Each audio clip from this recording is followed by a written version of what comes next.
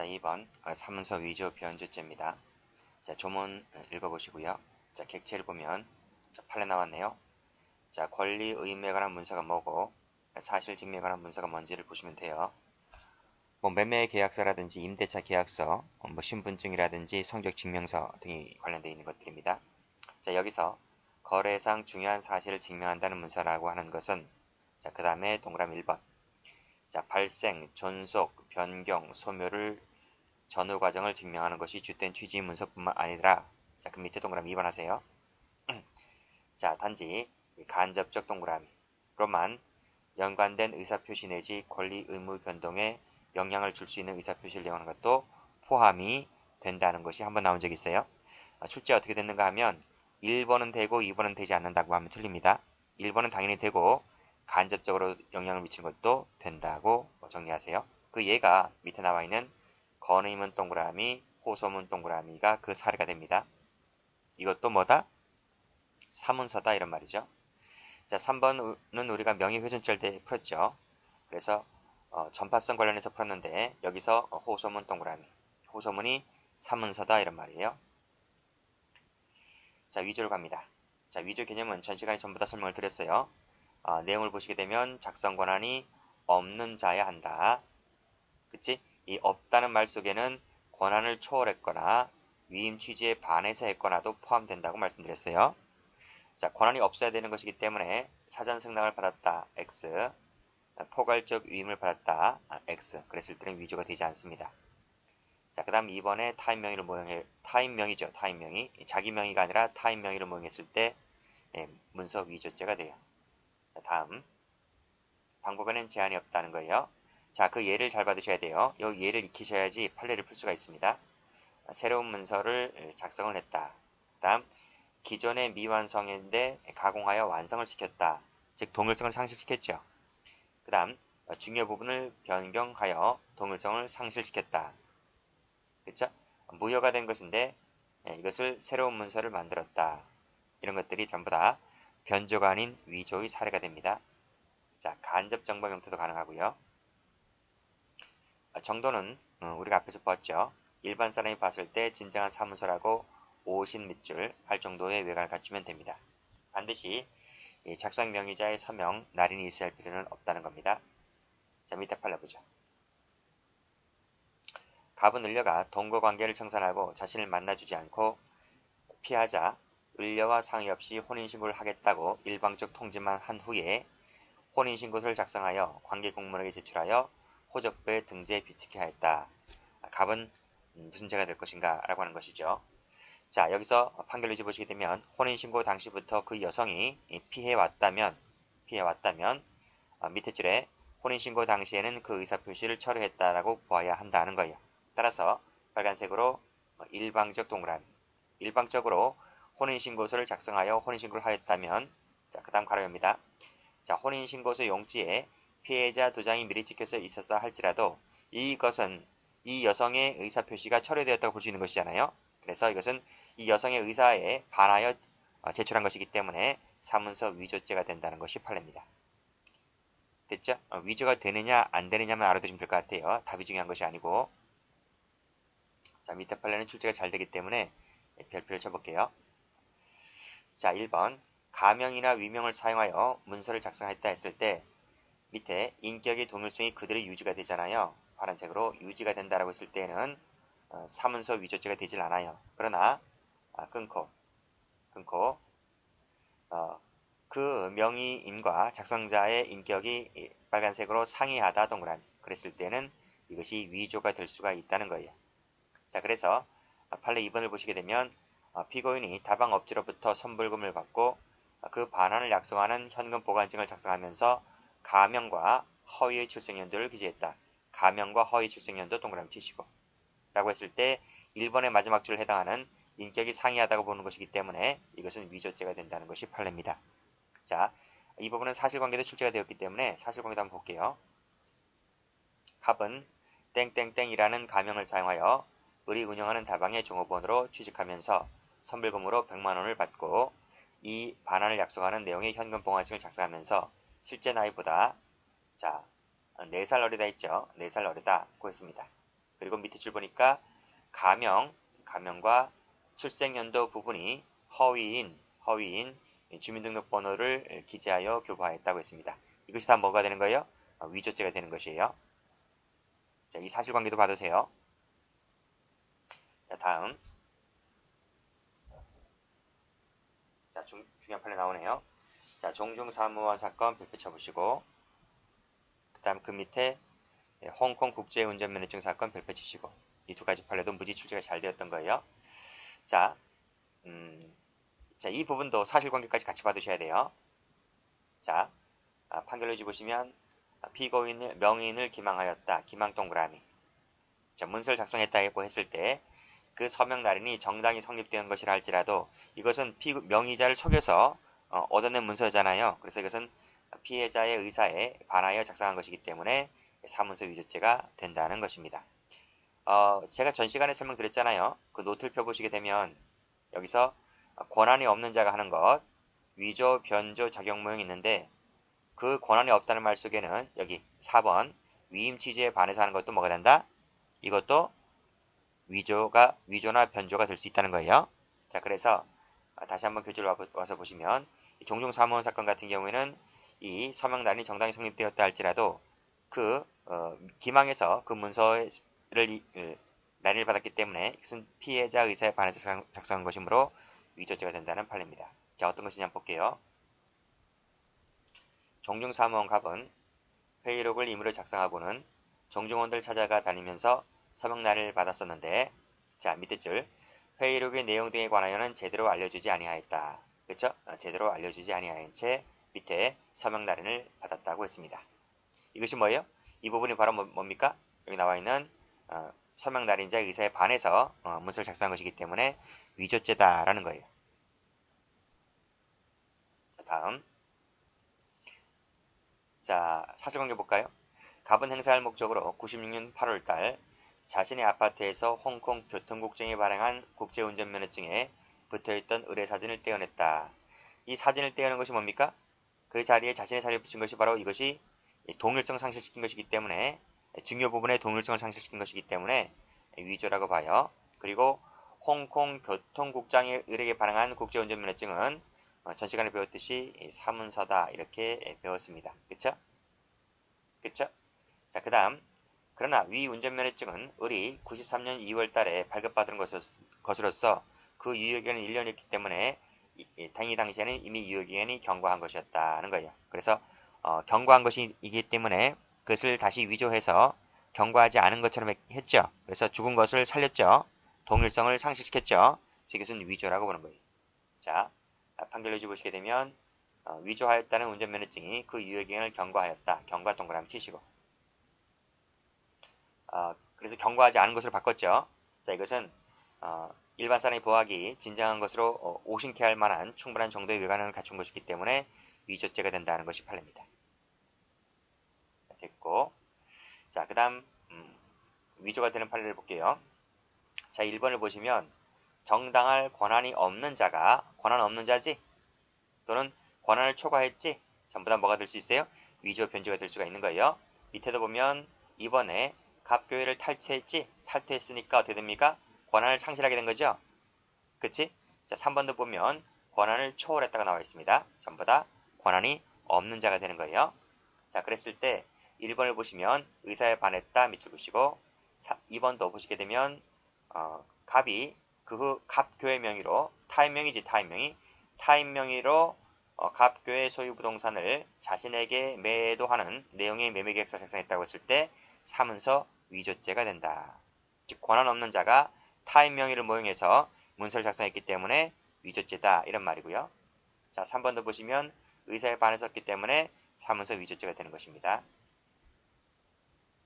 자, 다음 페이지 똑같죠? 빨간색으로 초월했다. 의사에 반했다. 밑에 초과했다. 그치? 다음 이 지배인이라고 하는 사람은 권한이 있는 사람인데 뒤에 한번 지배인 한 번 더 나올 겁니다. 권한이 있는 사람인데 그 권한을 범위를 벗어났다 했잖아요. 이거 월권이지 월권. 가로 열고 이꼴 월권이거나 권한을 초월했다고 볼 수 있는 거예요. 그래서 문서 위조죄가 나올 수가 있는 거예요. 자, 7번을 보시게 되면 7,500만 원이잖아요. 7,500만 원. 그런데 1억 5천만 원이기 때문에 이것이 뭐예요? 월권이죠. 월권. 월권이기 때문에 문서 위조죄가 될 수가 있는 거예요. 자, 8번에 보시면 자신이 신탁자로부터 증여받았을 뿐 명의 신탁받은 것이 아니라고 주장하는 상황 속에서 신탁자의 상속인이 수탁자의 동의를 받지 않고 동그라미. 작성 행사한 것은 위임 취지에 반해서 했기 때문에 위조죄가 될 수 있다는 판례. 자, 9번도 전혀 다르게 썼다. 10번을 보게 되면 약속음 작성에 사용하라고 인정을 겨우 받았는데 그대로 하지 않고 오히려 이의 신청 취하서를 작성했다라고 하는 것은 위임 취지에 반해서 썼다는 겁니다. 자, 11번도 1순위 해달라고 했으면 1순위 해줘야 될 것인데 2, 3번 순위 해줬죠. 자, 12번 보면 의사에 반해서 썼죠. 그 다음에 13번도 의사 위임 취지에 반해서 썼죠. 이런 것들이 전부 다 위조죄다 이렇게 보시면 돼요. 그치? 13번 보면 갑 명의로 해달라고 했으면 갑 명의로 변경을 해줘야 될 텐데 병 앞으로 위임 취지에 반해서 병 앞으로 해줬기 때문에 위조죄가 되는 것입니다. 14번 이 범죄 행위 관련된 거 있죠. 사기 범행을 목적으로 그 다음 특별배임죄의 범행의 목적으로 이런 것들 전부 다 범죄 행위 목적도 전부 다 위임 취지에 반해서 하는 것이기 때문에 전부 다 위조죄가 될 수가 있는 것이에요. 포괄적 승낙이 있다 할지라도 실제 분양되지도 않은 상가에 대해서 허위 내용의 문서를 작성하라고 하는 똑같이 범죄 행위 동그라미 치시고 전부 다 뭡니까? 위임 취지에 반해서 한 것이기 때문에 위조죄다 이런 말이. 자, 17번.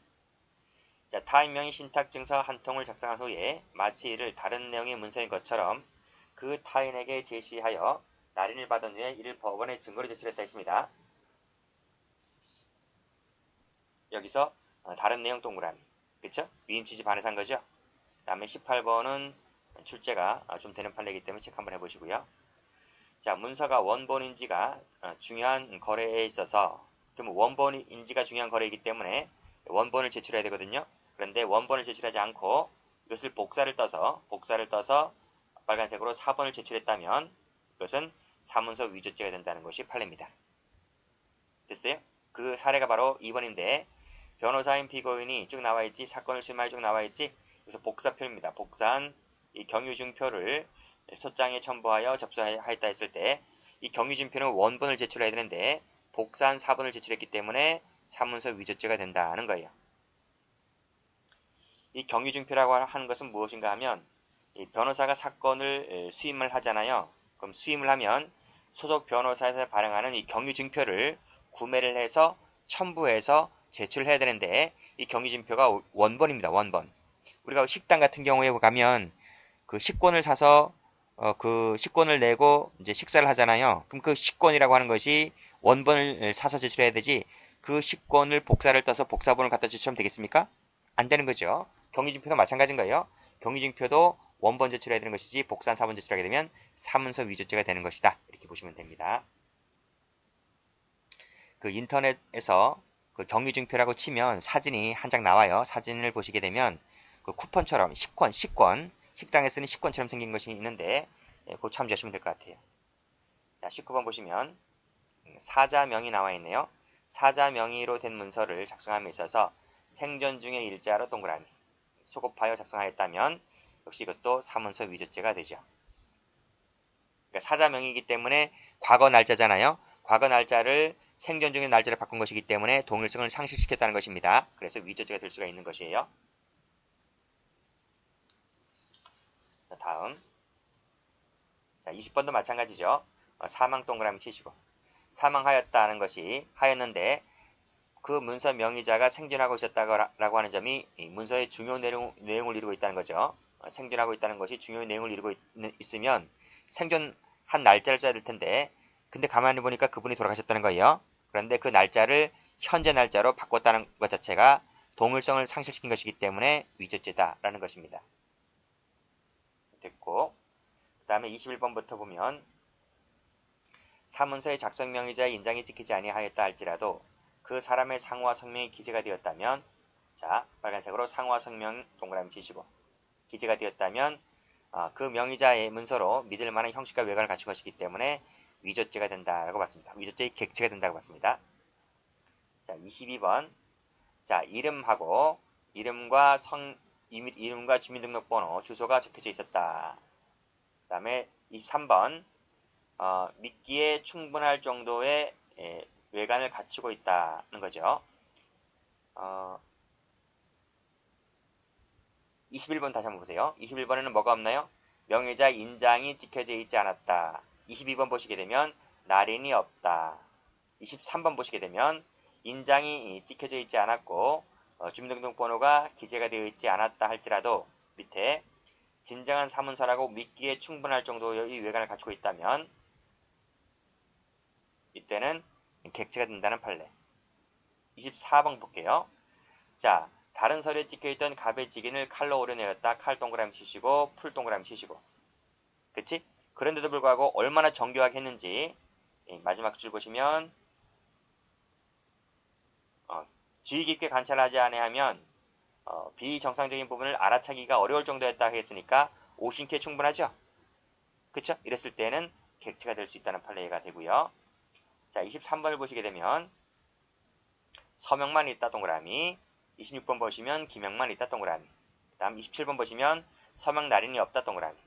이라 할지라도 전부 다 일반인이 보았을 때 진정한 문서라고 오신케 할 정도가 된다면 그때는 전부 다 객체가 된다는 판례가 됩니다. 그래서 몇 번부터인가요? 21번부터인가요? 21번부터 이렇게 꺽쇠를 하시면 21번부터 해서 마지막까지가 외관을 갖추고 있지 못했다 할지라도 일반인이 보았을 때, 외관이 아니고 일반인이 보았을 때 진정한 문서의 형식과 외관을 갖추고 있었다면 인장이 찍혀져 있지 않거나 날인이 없거나 주민등록번호 기재가 되어 있지 않거나 했다 하더라도 객체가 된다는 취지로 공부를 해두시면 되겠습니다. 자, 다음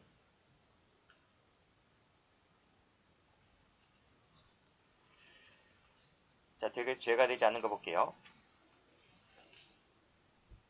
자, 파란펜 들어보시고 자, 전세계약서를 작성함에 있어서 명의자의 명시적이거나 묵시적인 승낙이 있었다면 권한이 있는 거죠.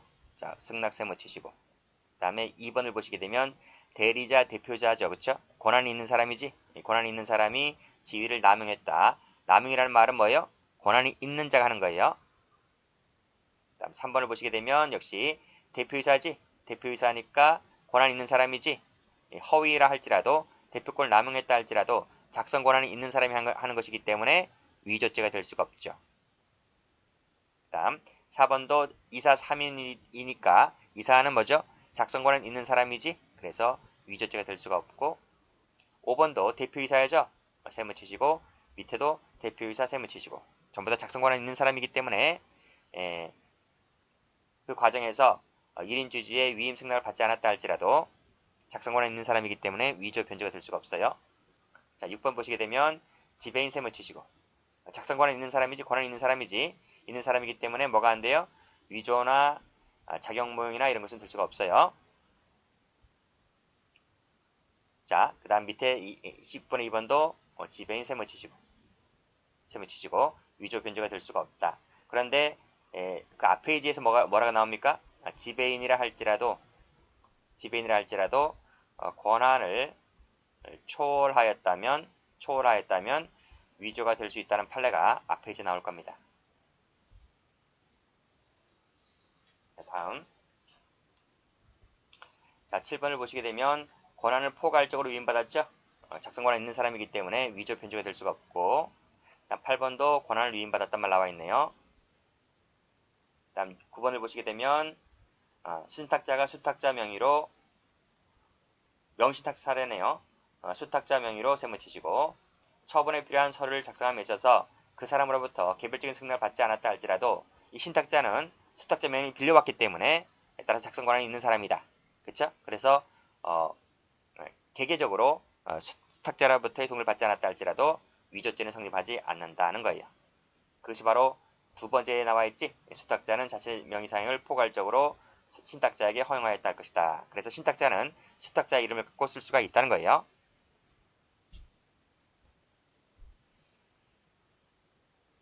자, 10번 세금 계산상의 공급자인 갑은 세금 계산서의 공급자란에 뭐뭐라고 기재를 하였는데 이 세금 계산서의 작성권자가 누군가요? 작성권자는 이 공급자죠. 공급자다. 공급자는 그래서 이 세금 계산서를 쓸 수 있는 작성 권한이 있는 사람이죠. 근데 그 공급받는 잘 안에 다른 사람의 이름을 기재했다 할지라도 이 공급받는 자란에 임으로 다른 사람을 기재한 것은 이것은 위에 나와 있지 그 문서 내용의 일부에 불과할 뿐이다 라는 거예요.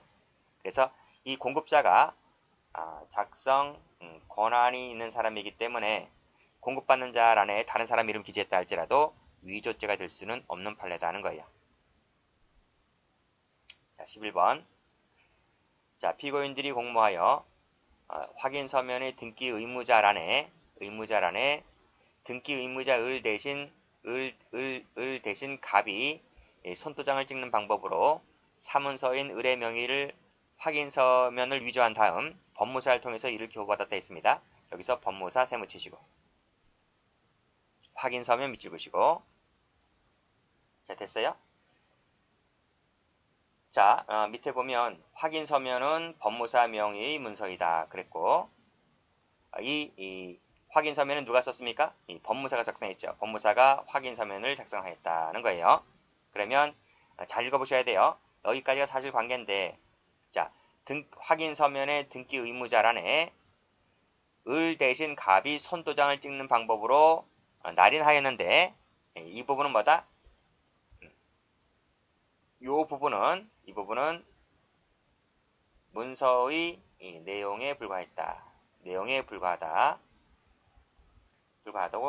작성권자는 누구다?